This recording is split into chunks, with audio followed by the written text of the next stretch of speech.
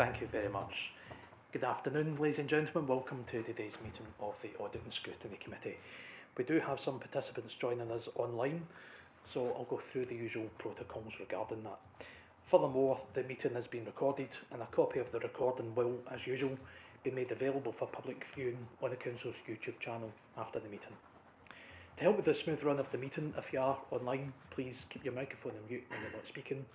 Use the raise your hand function if you'd like to make a comment or ask a question, and avoid using the chat function for debate amongst one another. For those attending in person, please ensure you activate your microphone when speaking so that your contribution is picked up on the recording and participants online can hear you. Myself and officers attending will monitor proceedings with a view to ensuring all requests to speak are seen. For information, officers attending today, and it's quite an extensive list, so bear with me. We have Stephen Quinn, the Chief Executive of the Council, Louise Pringle, Director of Business Operations and Partnerships, Kirsty Stanners, Head of Finance and Chief Financial Officer, Kenny Markwick, Head of Environment Operations, Paul Parsons, Corporate Finance Manager, Kath McCormack, HR Manager, Anthony Jenkins, Resilience Coordinator, Fiona Muir, Senior Auditor, yes, Linda Hutchison, Clerk to the Committee, and Bethany Mitchell, Assistant Democratic Services Officer. Also joining us from the External Audit team, we have Rob Jones and Grace Scanlon. Welcome. That brings us on to today's agenda proper. Item 1, apologies for absence. Clerk. Yes, we have apologies from Councillor Wallace, Chair. Thank you. Thank you very much. Item 2, declarations of interest. Members are required to give notice of any declarations of interest in respect of items in today's agenda. Are there any such declarations to be made? Okay, that's no all round. I think in apologies we should have Provost Montague as well. She's indicated that she might be here later in the meeting, but just perhaps not for the start of it. Okay, grant, thank you. Item 3, Chair's report. So 3 points I'd like to make. Firstly, we had the meeting with the external auditors as indicated, as planned rather, with our self-assessment. So that's a meeting in the past I as Chair have attended myself, but following our self-evaluation we decided to open that up to all committee members. The meeting took place on Monday the 8th of September prior to the committee considering the final accounts. I think everyone who attended found the meeting useful. It was certainly good dialogue, and arrangements will be made next year to invite all members of the committee again to an equivalent meeting with the external auditors in 2026. The second aspect is the Treasury Management training, which the committees referred to previously. Members of the committee were amongst other elected members of the Council who attended that training session provided by the Council's Treasury Management advisors. That was later on the 8th of September. Discussions at the event have informed proposals which we'll consider later on this agenda on the way forward for the submission of reports to the Committee on Treasury Management. And finally, I would like to take this opportunity, as we will be considering the Council's annual accounts and the year-end audit report, I'd like to extend a thank you to all in the finance team, council team, and the external audit team for all of their work in helping bring this to the committee for review and hopefully approval well ahead of the deadline. So thank you very much for that, and I would ask that the committee note my report. Yeah, okay, thank you. That brings us on to item 4, which is clarification received in some queries at previous meetings, and I'd like to invite the clerk to speak to that. Yes, thank you, Chair. So this report summarises the clarification that was received and has already been circulated to members of the committee on queries raised at previous meetings on the impact of taxation and minimum unit pricing on alcohol and drug use amongst young people, and that was following consideration of the report on the National External Audit Report on Alcohol and Drug Services and regarding the draft annual accounts, debtor movements between years and investment returns regarding Strathclyde Pension Scheme. No additional queries were raised by members when that clarification was circulated. Thank you. Thank you for that, Linda. In line with the new approach to this, questions have to be indicated in advance, and obviously there were none received, so the report is just for noting that agreement. Yeah. Okay, thank you. Okay, swiftly moving on. Item 5, which is a substantial item of today's business. It's the 24-25 annual accounts and draft annual audit report, and I think Paul is going to speak to this first. Oh, Or is it yourself, Kirsty? sorry. No, it's the annual accounts first. Sorry. Oh, right, okay. Okay.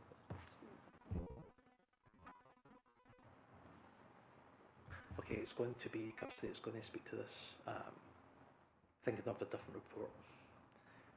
So just let Kirsty get herself ready with that. And of course we'll take any questions from members. No problem. Good to go. Okay, Kirsty, over to Kirsty now, thank you. Thank you. The Audit and Scrutiny Committee has reviewed the annual audited accounts for East Renfrewshire Council and heard the external auditors. Oh, sorry, got the wrong one open. Apologies.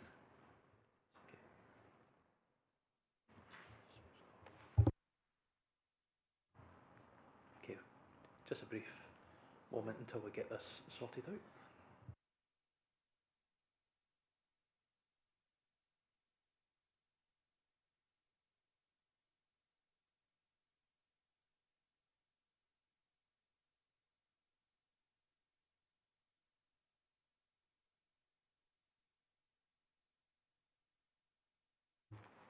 Sorry, thank you. So today we have the annual audit accounts for 24-25 in front of us. Members will recall that they reviewed the draft accounts back in June, and subsequently across the summer the external audit has been taking place. So today we have the annual accounts for 24-25 in front of us and the draft external audit report. I'm delighted to report that we've managed to complete the annual accounts exercise in line with the required deadline of the 30th of September. It's a very demanding exercise, and there's been a lot of effort put in by all team members and indeed the wider council. We have the accounts with an unqualified opinion and no unadjusted errors. The accounts show that the council operated within the budget and returned a surplus of 2.5 million during the year, and this is in line with the surplus reported to council during the year. At 31st of March 2025, the balance on the non-earmarked general fund reserve was £8.841 million, which is 2.5% of the 25-26 budgeted net revenue expenditure, and that's within the council's recommended 2 to 4% target range.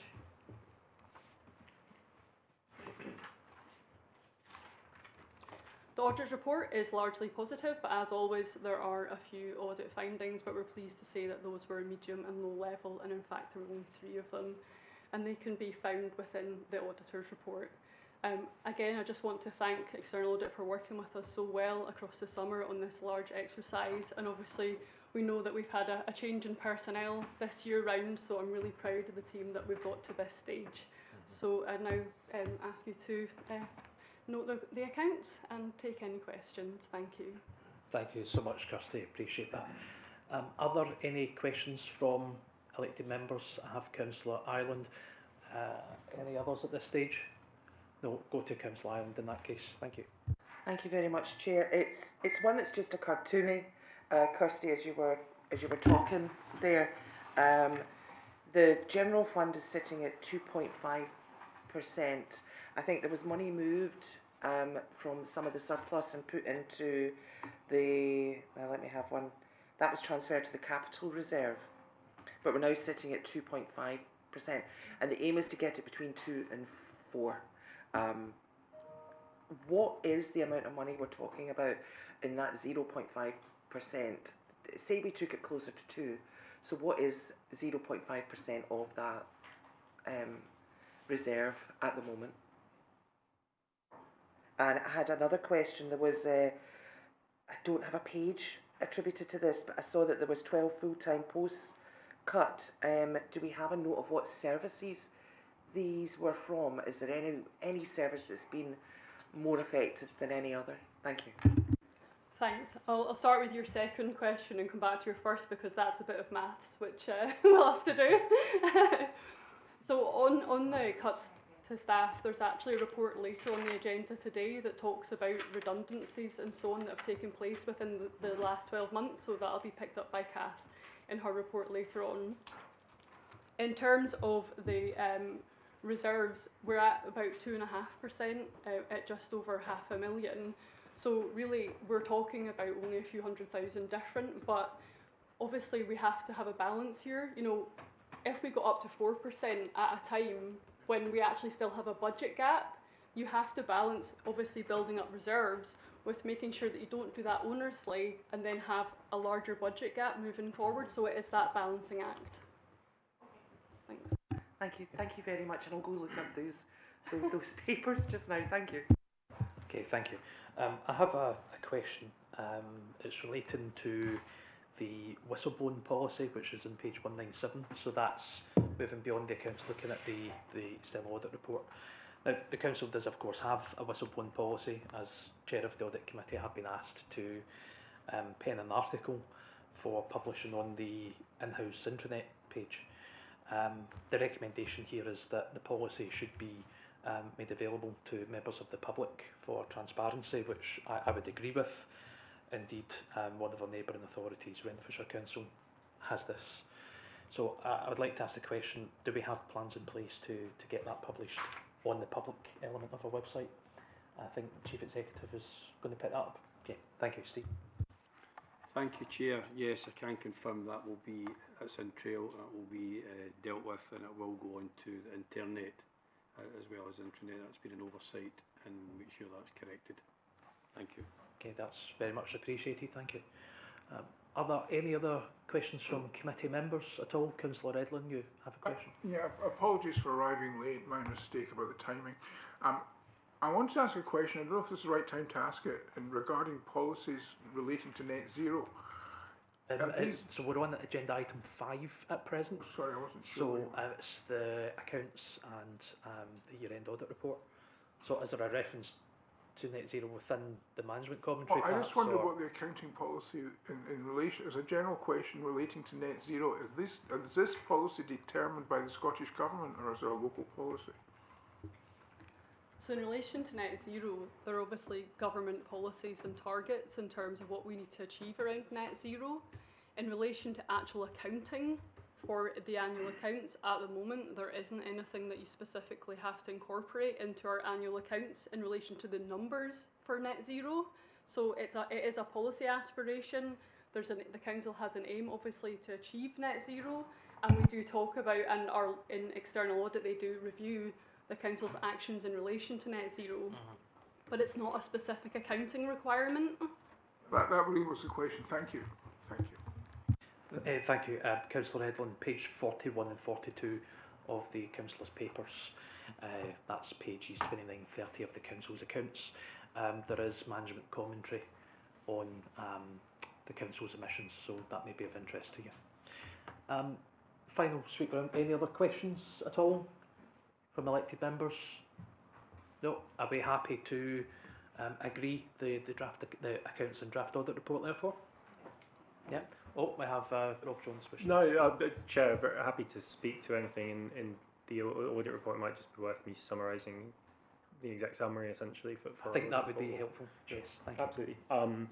So really just to reiterate, obviously, what Kirsty spoke to, the annual audit report, which comes with the now audited accounts, it's marked as provisional, but our work is materially complete, and we'll finalise that on signing later on today, pending approval of the financial statements. Summarises our work for the 24-25 financial statements audit, which was completed in line with the plan that we submitted and presented previously to the committee, I think back in February or March. As Kirsty mentioned, broadly speaking, we've reported through the accounts that we found the accounts and supporting working papers to be in good working order, received good support from management all through the summer in terms of our substantive work.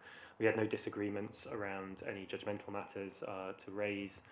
We've set out within the body of the report our work in particular around the significant and fraud risks which are required under auditing standards. The only audit differences of a material nature that we've identified relate to technical or other aspects, administrative aspects of the evaluation for property, plant and equipment, which we've talked about previously. Just given the materiality of those assets, any differences are very likely to be material and require adjusting, and therefore management has made those corrections to the accounts. We also have the requirement under the Code of Audit Practice set by Audit Scotland, under which we're appointed to consider what we refer to as the wider scope dimensions that feed into our overall assessment of best value. And again, as the committee can see through the report, we have RAG rated all areas of financial management, use of resources, and vision, leadership, and governance as green, and financial sustainability. Similar to previous years, or actually an improvement from previous years, but similar themes from previous years. We obviously recognise continued risk and challenge in that area, but do recognise that the projected budget gaps going forward are currently lower than they have historically been, and also recognise a number of areas of management action around seeking to improve budgetary processes. So with that in mind, we have also concluded that the Council has arrangements in place to demonstrate best value. And we have no other matters to report in that. Clearly there's a lot of detail within the subject of the report, so very happy to take any questions on that. And then the appendices to our report summarise the audit differences, the recommendations which Kirsty spoke to briefly, which largely result around the continued journey to improve arrangements around property, plant and equipment, and the whistleblowing policy matter which was raised, and then communicate a number of the other reportable matters that we have to discharge our responsibilities to those charged with governance. That was everything I was particularly going to draw attention to, but very happy to take questions. I'll open with a question on that. Thank you, Rob. In terms of the wider scope considerations, it's page 199 or page 35 of your report, where the segment where you note that the Accounts Commission has drawn attention to concerns relating to an exit package over in Glasgow City Council. You further state that the Commission has written to every council to ensure that a scheme of delegation and decision-making processes are appropriate in light of what's going on over there. So, on that basis, what's the follow-up? Like, when do we expect to hear that, you know, the Commission's quite content with their policies? What's the kind of follow-up for that, if you know? So I don't think, well, I suppose it wouldn't be for me to speak for the Commission exactly, but I don't think there's necessarily a plan for specific follow-up on a council by council basis at this point. I think the council, the Commission at that point would probably refer to the public reporting that we make available in our audit reporting. Obviously, every year we consider exit packages, severance arrangements as part of the wider arrangement of remuneration as something which is, whilst not material based on our audit materiality, we consider it material by nature due to the sensitivity. So we always complete a level of procedures around that, tailored to the sort of scale of arrangements that might be in place in the year. Obviously, in this year's audit, we have no specific matters to draw to attention.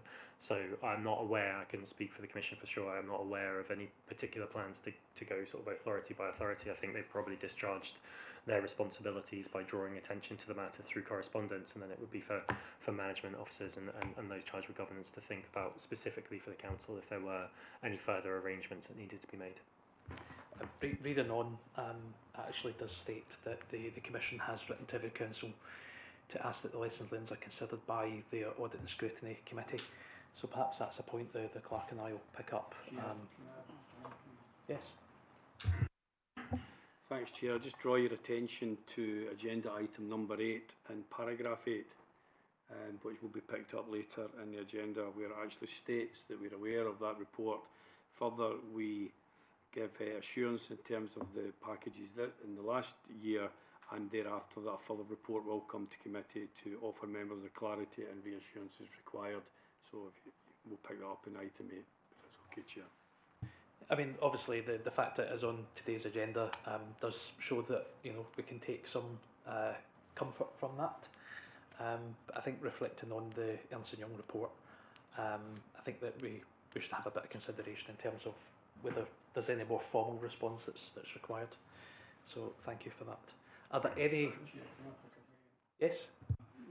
Sorry, perhaps I wasn't clear there, but We are saying in item number 8 that we will pick this up formally, and we will report back to Audit and Scrutiny around the processes and the practices that are adopted in East Renfrewshire. Yes, I see that in paragraph 8 of that report. Thank you. Okay, on that basis, are there any further questions on the accounts? I have Councillor Highland. Thank you. Thank you, Chair. It was just, I want to make sure I've picked you up correctly. It was on the evaluation of equipment. I see, and I think I'm reading it right, that there were 4 items that were picked up. Did you state that management made changes after you brought that to attention? And also, is there any further work to be done on that subject? Thank you. No, thank you. Yes, that's correct. So the differences identified were corrected in the updated financial statements by officers. So the unaudited accounts that were presented and considered in June have been updated to reflect those matters, and we've set out within one of the appendices what the impact of that has been. And with respect to additional work, there's nothing additional required. We've completed our substantive procedures to sign off this account. So obviously the next step would then be thinking about continuing to improve the processes going forward. Okay, I think we've almost exhausted the questions now. There's no further questions. So therefore ask the elected members if we're happy to note the recommendations and accept them as shown on page 10. Yes. Okay, thank you very much for that. Which moves us on to the next item on the agenda, which is the amendment to the Treasury Management Strategy for 25-26, which is belatedly Paul Parsons. Thank you. Thank you, Chair. The report recommends an amendment to the Council's Treasury Management Strategy for 25-26. The current approved practice within the Council is detailed in paragraph 7 and involves the submission of 6 reports during the year. This includes the submission of 4 interim Treasury Management reports. The CITFA Treasury Management Code requires only 3 Treasury Management reports per year. The Council's current approach is in line with best practice as set out in the CITFA Treasury Management Guidance for local authorities. However, as detailed in the report, this level of reporting is not mandatory and was intended to be scalable. The report recommends a revised practice which continues to meet the requirements of the Code and is more in line with the Council's low-risk Treasury Management approach and the approach taken by neighbouring authorities. The proposed approach, outlined in paragraph 10, will revise the number of reports to 3 per year, with the 4 interim reports being replaced with 1 mid-year report. This will help to create capacity in the finance team, which will be used to provide greater financial support across the Council directorates. There are many other internal controls in place in the Treasury Management function, and the report does not propose any change to these or to internal monitoring within the Council. The report recommends the amended Treasury Management Strategy for 25-26 be recommended to Council for approval. Happy to take any questions. Thank you, Paul.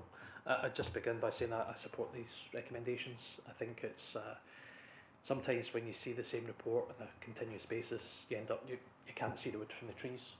I think that this would be a sensible move.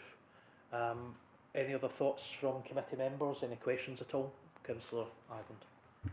Thank you, Chair. Yes, I'm in complete agreement with yourself on that point. I think this is a good move. My question is more around, are there any triggers that will be put in place that it would move back to the 6 rather than the 3? Is there anything, any thresholds about debt or anything like that that would kickstart that back to 6? Or will this be looked at a later date to see how the 3 is working? But I do agree, I think the move to 3 is a good idea. Chief Financial Officer is going to pick that up.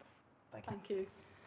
So no, there isn't any threshold. I think, as you can see in the report, that when you look at some of the biggest councils in Scotland whose debt portfolios are many, many times bigger than ours and far more complex, they also do the 3 reports per year because that is what is required. Really, the changes that were made to the code at the time a few years ago, when I know this council started to increase the amount of reporting, were at a time where, as you'll have read about, there were quite a few councils, mainly in England, who started to do perhaps more complicated or higher risk things to try to create a revenue stream to support kind of reducing budgets. and it was aimed at making sure that members had full scrutiny over those kind of activities.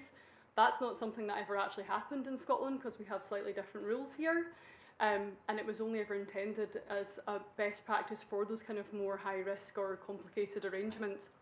We are not anywhere close to that. We are at the very simple and low risk strategy end of the spectrum, and these 3 reports will be absolutely ample to give you guys what you need. And like Councillor Morrison said, you know, more impactful, because when you see it 3 times a year, I'm sure there'll be more opportunities to really look at it with some fresh eyes. Yeah. Thank you. Thank you. Okay. Any further points on that? I'll be happy to accept the recommendations. Happy to agree. Okay, agreed. So moving on. Next item on the agenda is item 7, which is the annual sickness absence report for 24-25, and I believe Kath is going to speak to this. Thank you. Thank you. Good afternoon. I will present some of the key areas from the annual sickness absence report for 24-25. Overall performance, the Council's average sickness absence for 24-25 was 10.3 days lost per FTE, a reduction of 0.7 days from the previous year. For local government employees, the average was 12.9 days, down by 1 day from the previous year. For teachers, the average was 5.9 days, which was a very slight increase from 5.8 days the previous year. Absence reasons, stress, non-work related, continues to be the highest reason for absence for both teachers and local government employees. Benchmarking, so this is the benchmarking for the local government framework. For local government employees, based on last year's data, we were 3rd best performing council for teacher absence and 16th for local government absence. At present, we haven't got the local government benchmarking data for this year, but we would expect that the figures would reduce for us or improve. Policy support, a new simplified sickness absence policy has been introduced, which simplified the process. Feedback from managers has been positive, and targeted training, both in person and online, has been rolled out to all managers. Targeted interventions, we've continued investment in a dedicated sickness absence resource, building on a successful pilot with this HSEP. This role is dedicated 50% to support the Environment Department and is central in supporting managers with sickness absence management. We have also continued funding for a temporary health and wellbeing officer whose role is to deliver mental health and wellbeing initiatives across the council. Other actions, managers are supported by HR and are reminded to conduct return to work interviews after every absence. Absence dashboards have been developed and they will give managers better access to real-time absence data.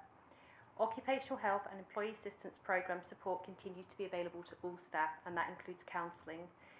To conclude, while absence levels remain high, the introduction of a new policy and targeted interventions are having a positive impact, as reflected in the reduction in the overall absence figures for the Council. Thank you. Thank you very much for that, Kath.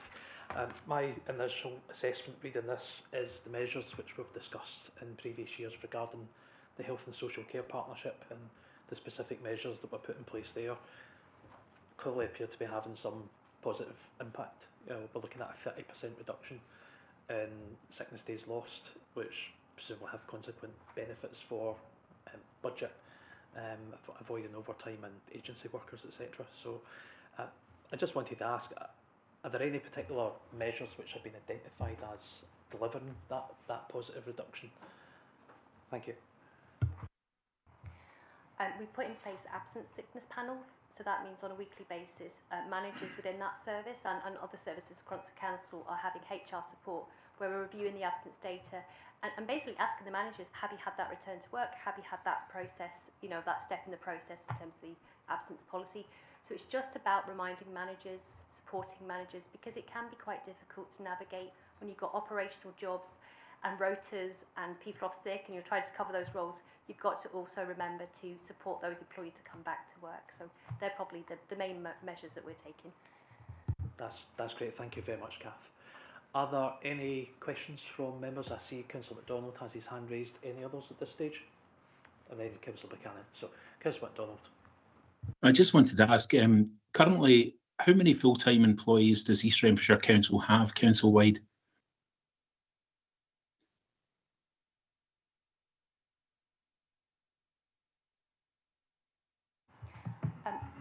I can provide actual figures after this, but it's roughly around 4,300 employees. Right, so 4,300. I'm just trying to figure out this overall figure of 32,000.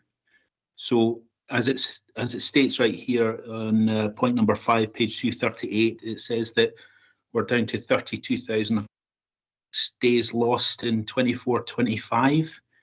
So based on roughly about 260, 265 work days a year based on a 5-day work week, we're looking at approximately about 121 days lost per working day. Am I getting those figures correct?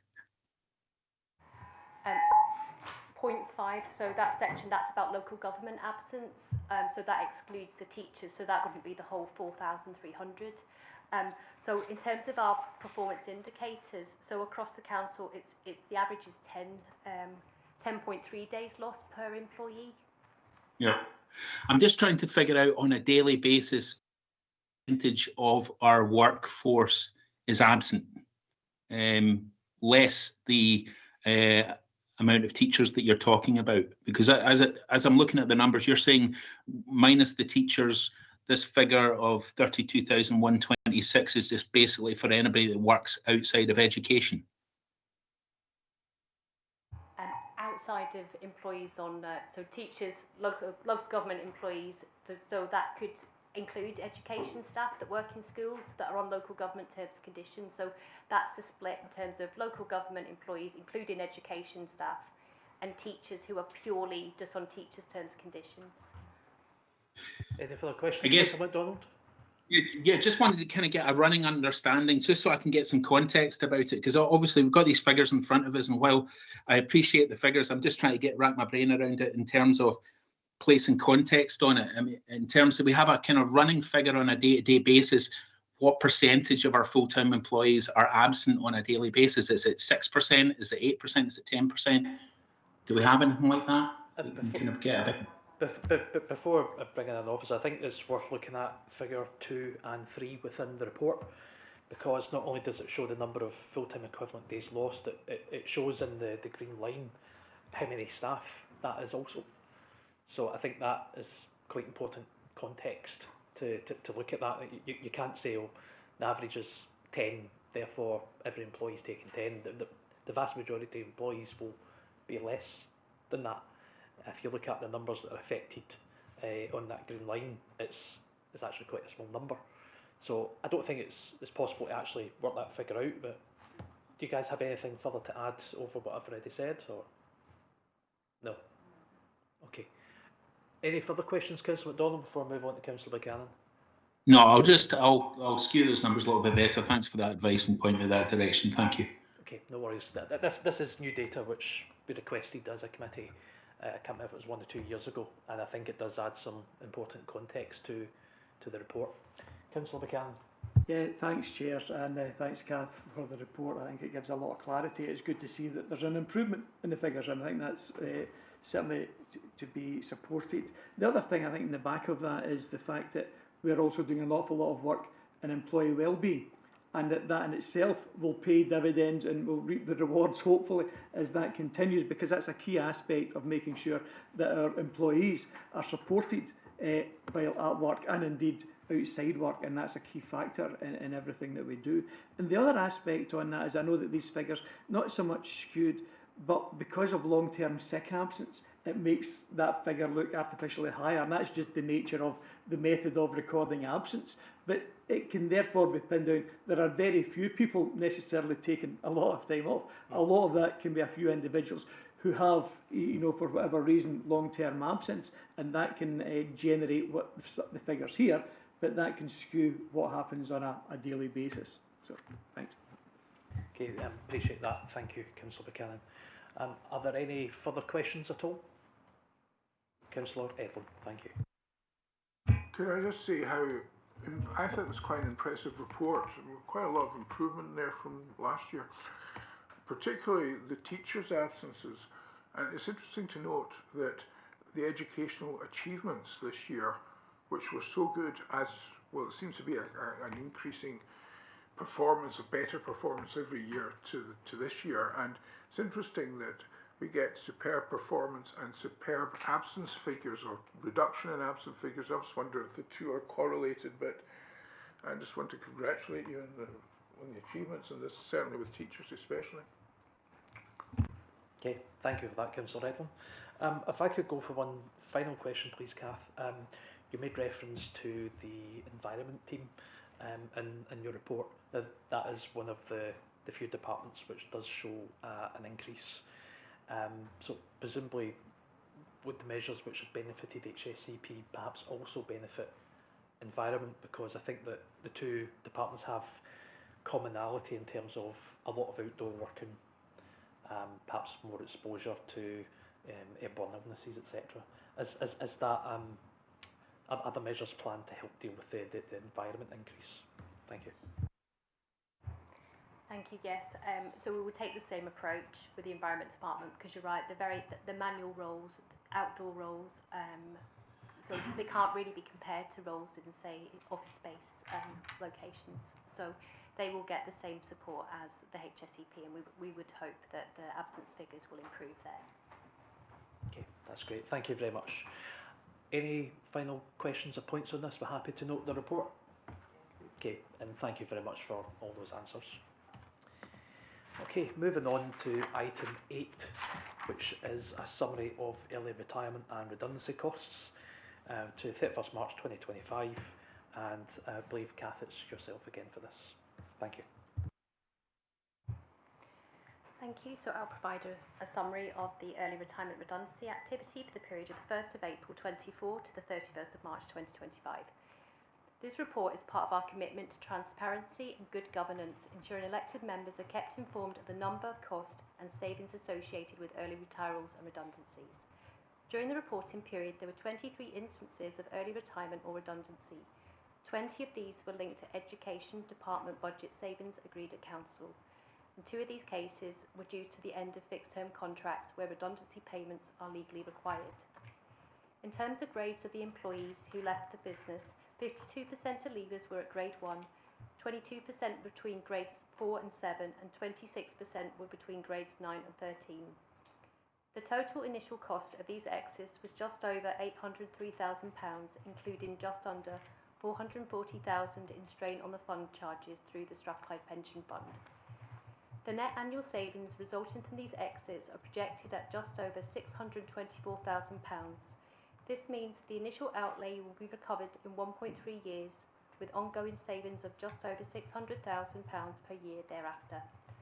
All decisions for these exit payments followed our established business case process, which ensures fairness, value for money and compliance with pension regulations. I would also like to acknowledge the Accounts Commission's September 2025 report on exit packages.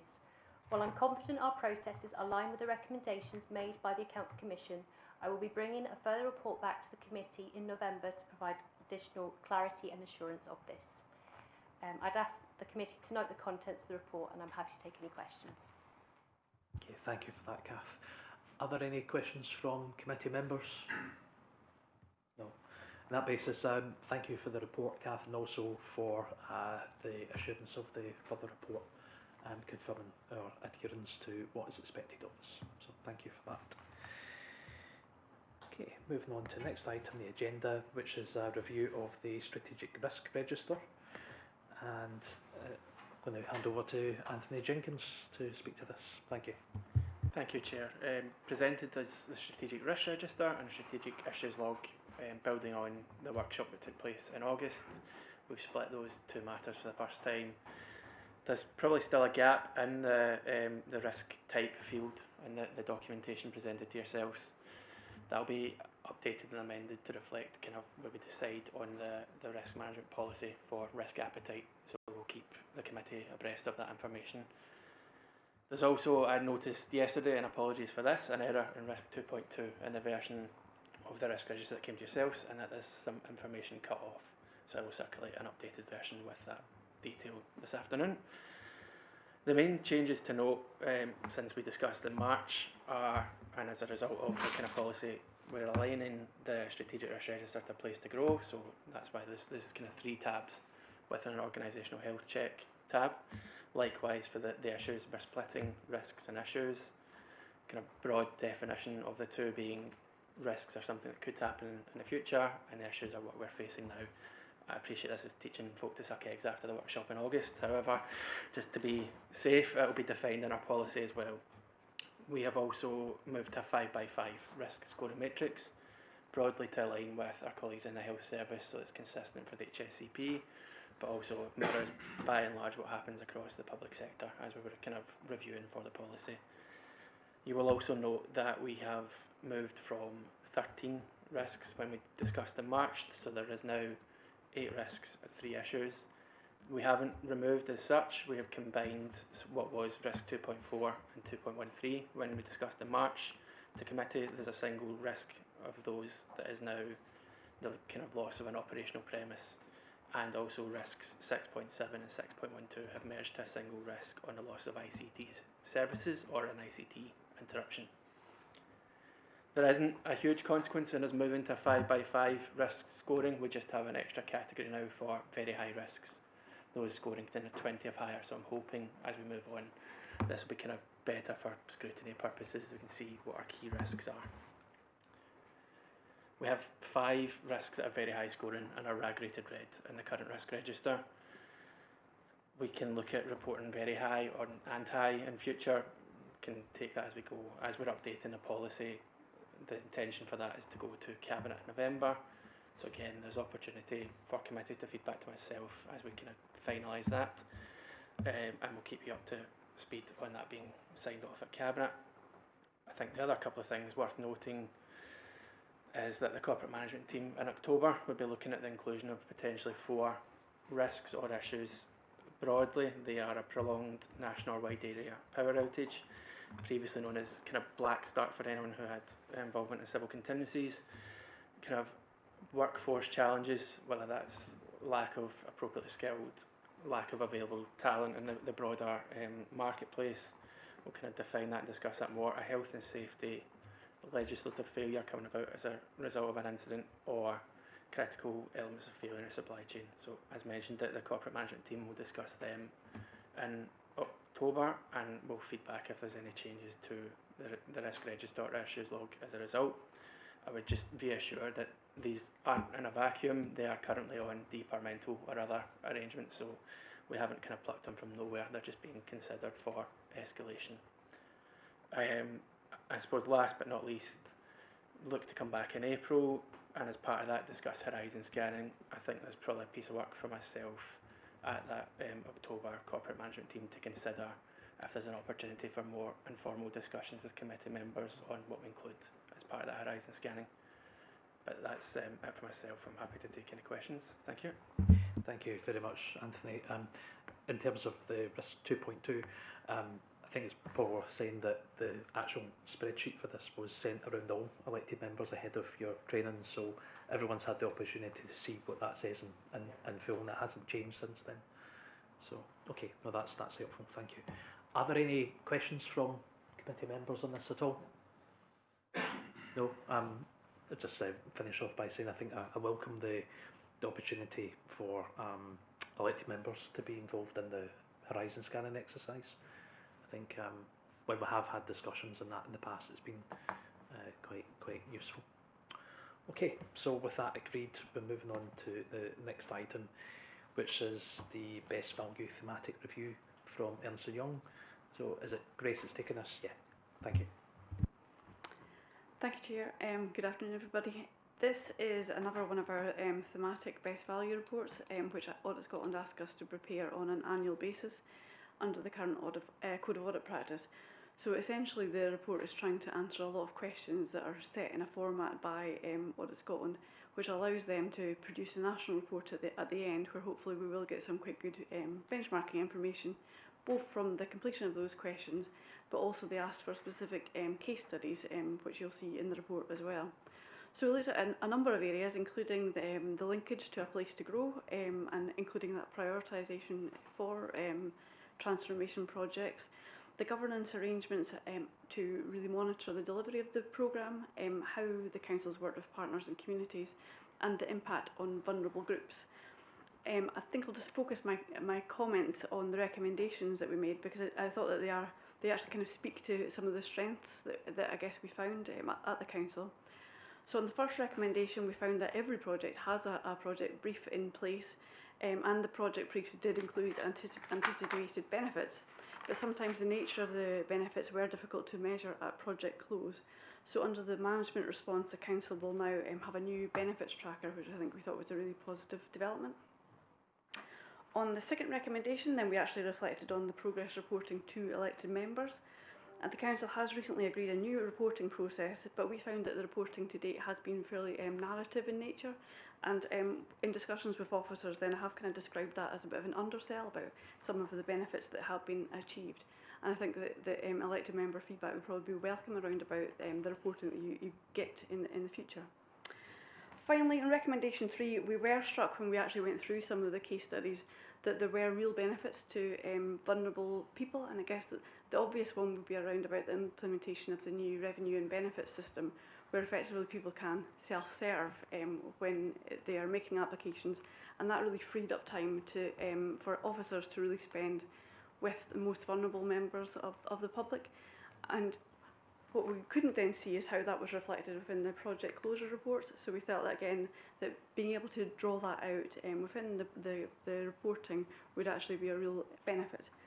I'll stop there. I thought it was overall really positive, but I'm happy to take any questions.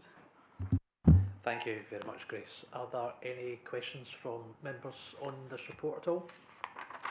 I've got a question from Councillor Ireland. Thank you very much. It was page 287. It was one of the key principles. It states one of the key principles within the current digital transformation strategy is that processes are designed in an inclusive way that provides support for those that need it. My question is there any information available on how users who are less digitally literate, less connected, is there any mitigation measures in place to help them? Because I have had people contact me previously that struggle using new things that are put in place. So what do we have in place to help them? Thank you. I'll try. I might go over to you if that's okay. So for each of the projects, and we did find that there was an impact assessment done, so an equalities impact assessment carried out. And that, I think that your comment probably speaks to the bit that I was trying to raise around about what is the actual impact of when you've brought in a new project, and what is that actual impact for vulnerable people, and how do we really draw that out? Because I think you're right that lots of the digital developments are great for members of the public who are really savvy with the internet already. And I guess that's what I found the real benefit of, particularly the revenues and benefits project, was that it was freeing up staff time to be able to spend time on the phone or in real life with real people who are a bit more vulnerable and aren't able to operate IT in the same way that others are. Louise, I don't know if I want to, if there's anything else you want to do to pick up. Yeah, thanks, Grace. And that is an important point. The equality and fairness impact of changes that we make is very much a part of our core projects and things that we look at. And it will be a core part of our digital transformation strategy that will come before Cabinet. A revised version of that will come before Cabinet before Christmas. The types of things that we're seeing in the new digital transformation strategy are around, the opportunities that digital technology is going to give us to further support people actually. So, for example, document and conversational language translations in the moment, that will help diversity of for local people. There are things about supporting neurodiversity and lots of digital tools that will help us in that space. What we are really conscious of is not creating further risks to digital transformation. So some councils have, for example, made decisions to close off certain access channels, so you can only do things digitally. You'll find a lot of private sector organisations doing that. If you think about how you book flights now and things, you can't actually speak to a person. You've got to do everything digitally. That actually, we don't find that helpful to customers. So we make decisions very carefully about that, so that the frontline resources that we have and the staff that we have on the phones are very much able to support people and help them where they need it most. But that automation helps us build that capacity elsewhere. So for people that can self-serve and want to do that, that's perfect. But that allows us that time for those people who need that additional support. We very much make use of the EFRA process to try and make sure the equality, fairness and rights impact assessment process is part of all of our projects. You'll also bear in mind, you said that there were a number of your constituents contacted you about digital inclusion issues. There was a report came to Audit Committee in reference to one of the Accounts Commission's papers about digital inclusion. I can't remember when, last year or earlier this year. November last year. Hence, Morrison has a better memory than me. So actually that's got some useful points back in it, so it might be worth a look back at that report as well to set out some of these things. Thank you. Not necessarily a better memory, I was looking it up when the question was raised. Councillor Ireland. Just wanted to say thank you to both answers. That was actually really helpful, and I'll look back at that paper, but I'll look forward to the paper that's coming out. So thank you again. Okay, thank you very much. Any further questions from members? Councillor Buchanan.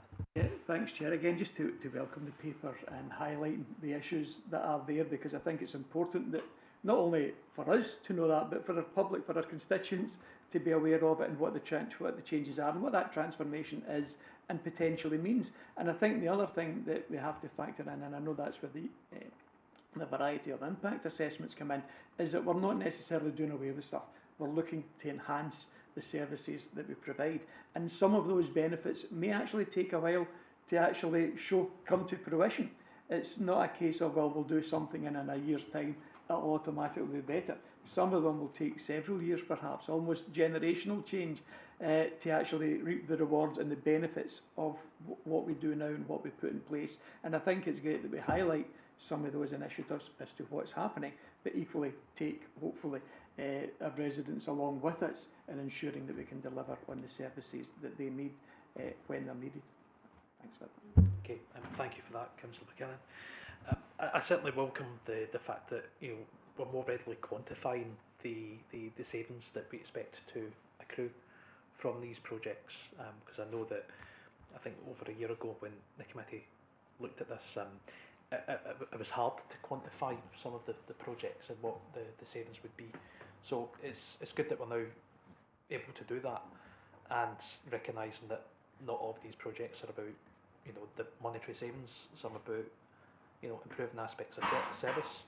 For example, I think the data you've set out on page 298, looking at the number of residents who have signed up to Council Tax Online, it's good to see that there's strong growth over the 3 years, but perhaps still some work to do with the remaining 40% of residents who are not yet signed up. You can actually see a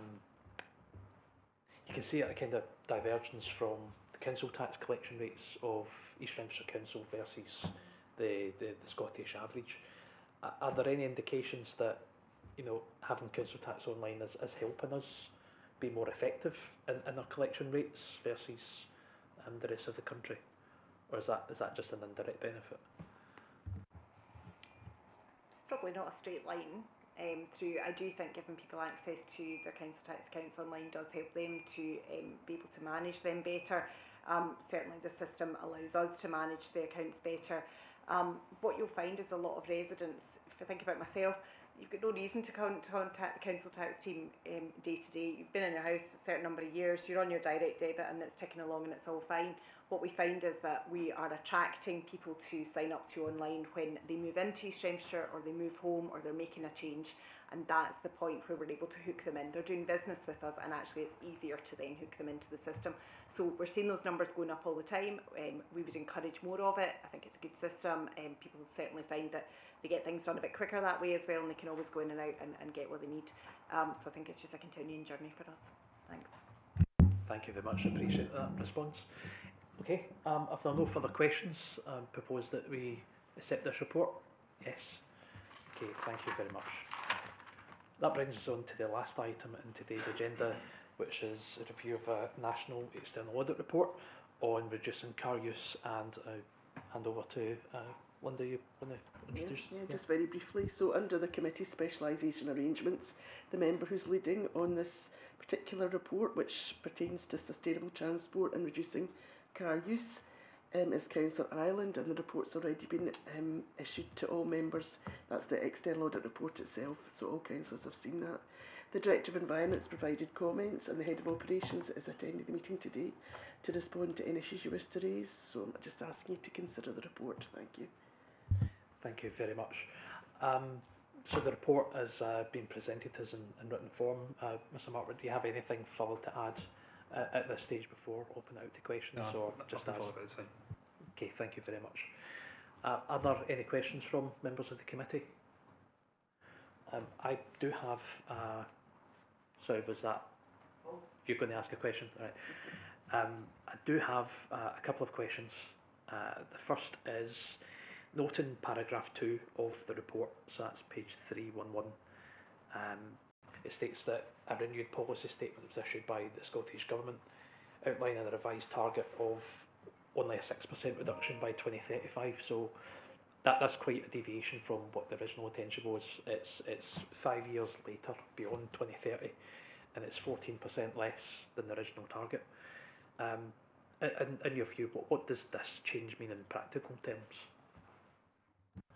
The change in practical terms really means that more time is needed to put in a structured approach to making this more achievable. Through Transport Scotland and COSLA, there was conversations about the best way to achieve the reduction, and there has been conversations around about putting charges on the kilometres driven, so you pay per kilometre driven. There has been concerns raised around about that due to the nature of how that may impact on the sort of poorer in our societies. So therefore it really needs time for bus infrastructure, bus strategies, rail, etc. to improve across the country, along with active travel corridors, etc., which we're seeing increasingly in a number of local authority areas, to affect that change, to allow that sort of reduction to happen. Okay, thank you very much. Councillor Allen, did you want to come in there? Yeah. Yes.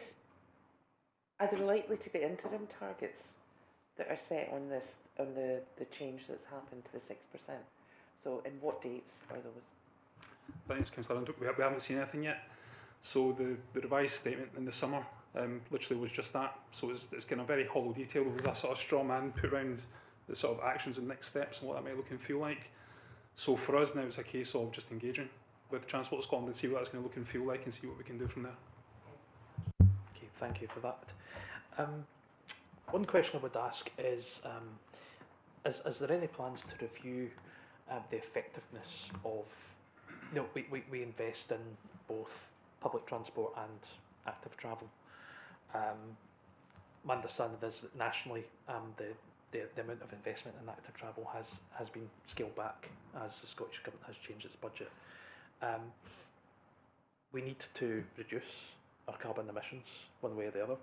Is there any review into what is the most effective spend? For example, is it public transport over active travel? Should we perhaps have a review of how we rebalance our priorities?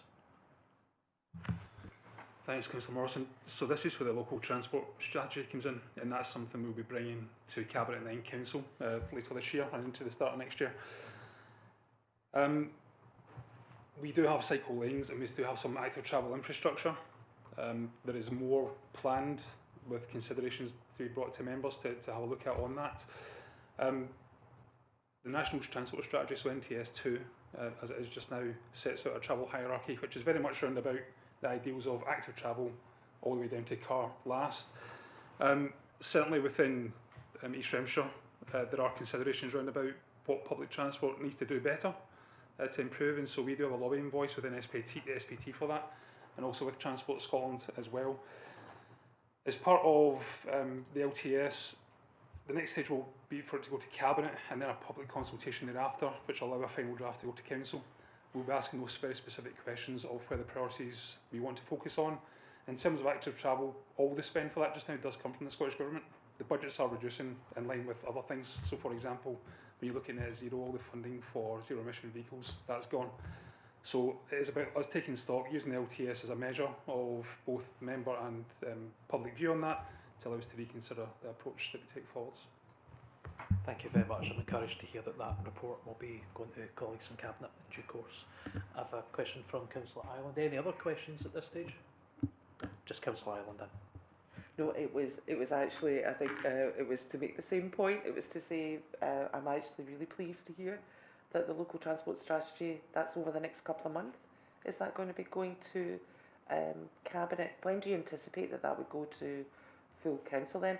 I am genuinely very excited to see this because it's a big body of work that is taking a great deal that's of effort and time from the department to be put into it. So I'm really looking forward to seeing this.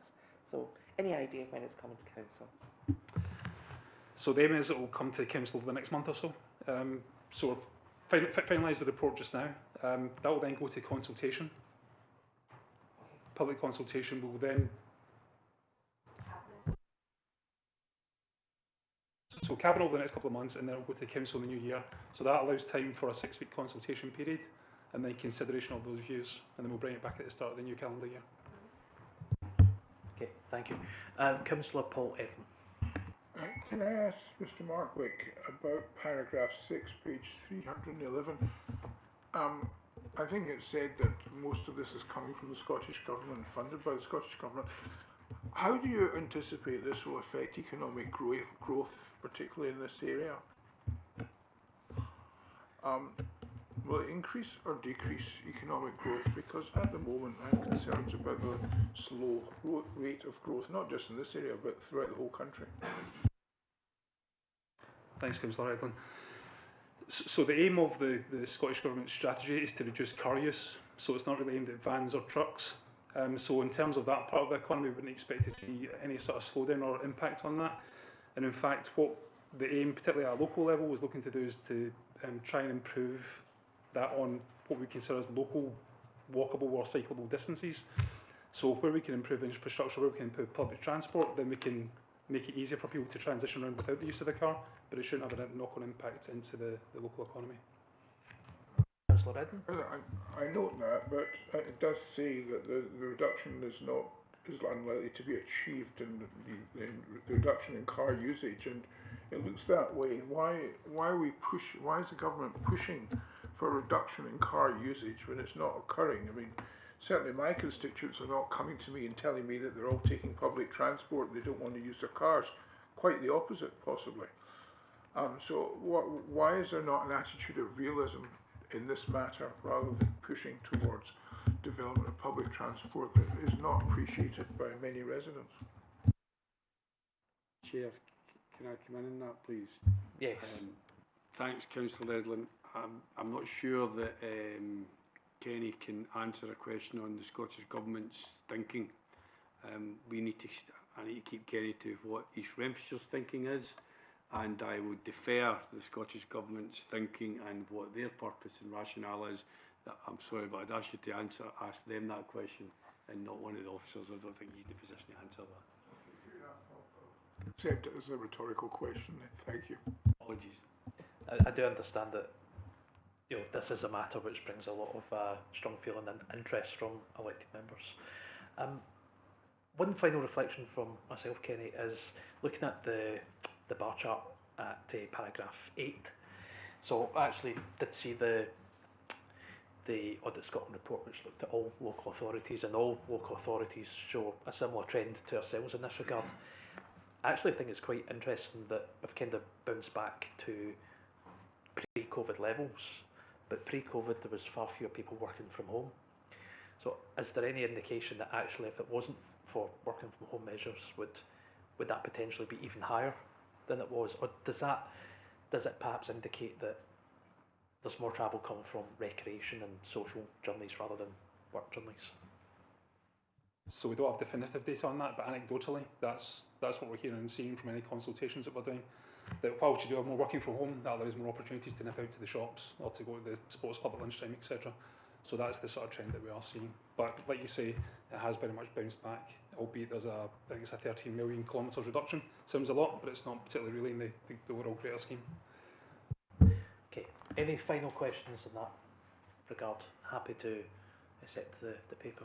Well, thanks for being so full in your answers, Kenny, and providing a full report. Appreciate that was quite a lot of interest from members of the committee. And with that being agreed, that brings us to the end of today's agenda. So see colleagues back here at 4 o'clock for the full council meeting. Thank you.